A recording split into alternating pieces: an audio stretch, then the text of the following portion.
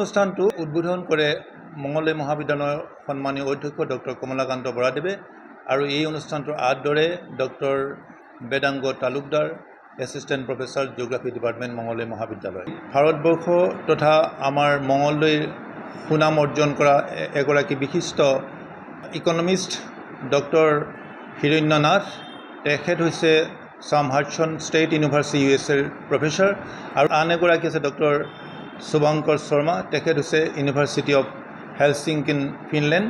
এই দুয়োগৰাকীয়ে অতি সুন্দৰ আৰু সাৱলীলভাৱে আমাৰ ছাত্ৰ ছাত্ৰীসকলক এডুকেশ্যনৰ ওপৰত তেওঁলোকে ডিগ্ৰী কৰাৰ পিছত বা ডিগ্ৰী নকৰাকৈ কেনেকুৱাকৈ তেওঁলোকৰ ভৱিষ্যত কৰ্মপন্থা পদ্ধতি তেওঁলোকে নিয়োজিত কৰিব পাৰে, তেওঁলোকৰ আগন্তুক দিনবিলাকত কি ধৰণে তেওঁলোকৰ জীৱিকাৰ সন্ধান কৰিব পাৰে আৰু এই জীৱিকাৰ লগত কি ধৰণৰ ইনোভেটিভ প্ৰেক্টিছবিলাক জড়িত হৈ থাকে, এই সম্পৰ্কত যথেষ্ট অনুপ্ৰেৰণামূলক বক্তব্য প্ৰদান কৰে।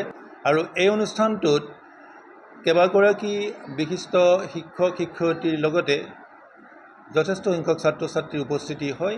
মঙলদৈ মহাবিদ্যালয় ভূগোল বিভাগৰ প্ৰায় 80গৰাকী ছাত্ৰ ছাত্ৰী, লগতে বুটানী, ইকনমিক্স আৰু পলিটিকেল ছায়েন্স, ষ্টেটিষ্টিক্স আদি বিভাগৰ ছাত্ৰ ছাত্ৰী আৰু শিক্ষক শিক্ষয়িত্ৰীসকলৰ উৎসাহজনক উপস্থিতিয়ে অনুষ্ঠানখন সাফল্যমণ্ডিত কৰি তোলে।